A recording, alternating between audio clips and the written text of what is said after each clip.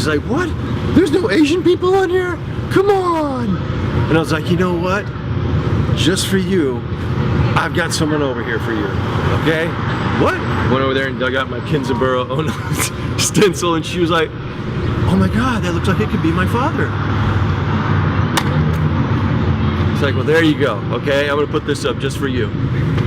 That was awesome. I feel public art sometimes is a great catalyst for discussion and dialogue and learning about people and who they are.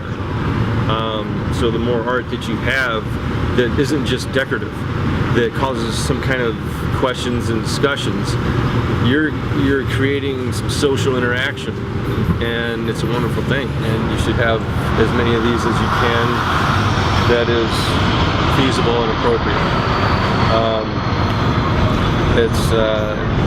It also creates not only dialogue between the people who come and see it, but it also gives artists a chance to show their work.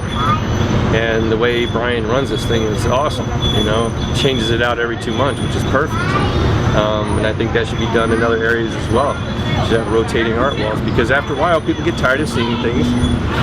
And if it's a big piece, that's one thing, you know, but to have something like this where it's revolving artwork and have great artists working on it, you can't ask for more than that. I actually started with Malala because to me she's like the most pure of all the role models there are out there.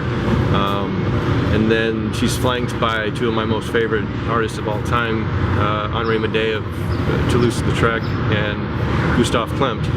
It's Klimt and Lautrec, and then of course you got Prince is an amazing musician, and my children right here, of course.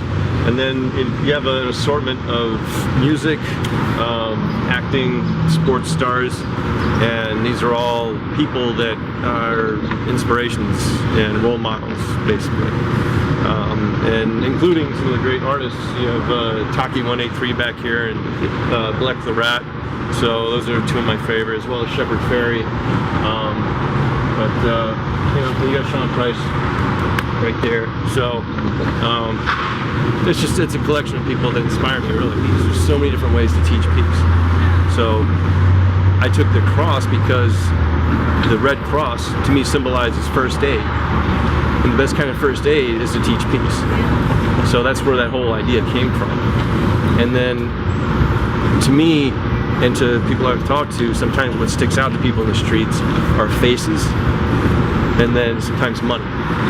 That's why the dollar bill, when I first got started, the piece over there, and then the coin, was because I figured that would help catch people's mind. And then the money, okay, you should be spending on education.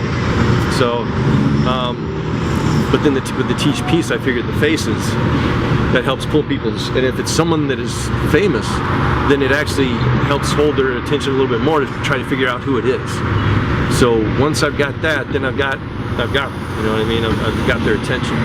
And if they're sitting there going, what's teach peace? Then good.